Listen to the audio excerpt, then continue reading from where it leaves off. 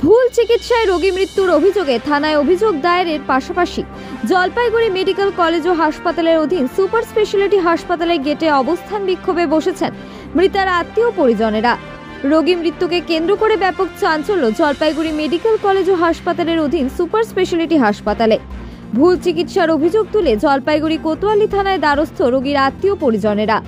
42 বছরের এক মহিলার পা ভেঙে যাওয়ার জন্য হাসপাতালে ভর্তি করে এবং অপারেশন হয়। এরপর বেশ কয়েকদিন ভর্তি থাকার পর আজ মৃত্যু হয় বছর 42-এর জানকি মালাকারের।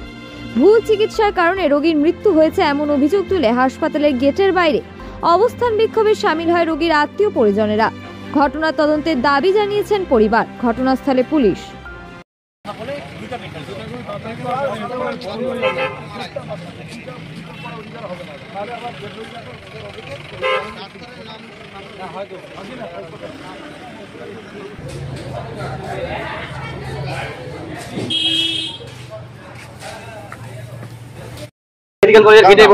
আমরা মেডিকেল কলেজের গেটে আমরা অবস্থান করছি।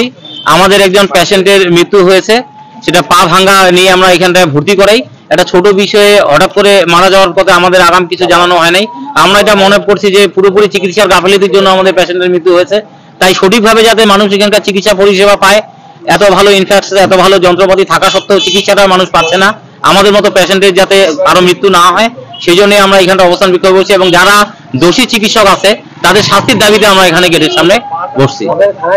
আমরা থানায় অভিযোগ করেছি লিখিতভাবে অভিযোগ করার পরেই আমরা এখানে এসে অবস্থানে বসেছি, কারণ আমরা প্রশাসনের দ্বারস্থ হতে চাই এবং সঠিকভাবে যাতে এখানে চিকিৎসা ব্যবস্থা চলে। আমাদের মতো শত শত মানুষ যেখানটা গরিব মানুষ সেখানটায় এসে চিকিৎসা নেয়, তো তাদের গাফিলতির কারণে যদি মৃত্যু হয় সেটা দুর্ভাগ্যজনক। যিনি মারা গেছেন ওনার নাম হচ্ছে জানকি মালাকার। ওনার বাড়ি মালিপাড়া, খারিজা বেরুবুড়ি 2 গ্রাম পঞ্চায়েতে, সদর ব্লক, জলপাইগুড়ি থানা কোতোয়ালি। আমরা গত সোমবার ভর্তি করেছিলাম, আজকে সোমবার ভোরবেলায় মারা গেছে এবং ডাক্তারবাবু মাত্র একবার এসেছে এই বুধবারের পরের থেকে। ওনার 50 বছর বয়স। আমার নাম প্রশান্ত কুমার সরকার। আমার প্রতিবেশী হয়, আমার বাড়ির পাশেই বাড়ি আর কি।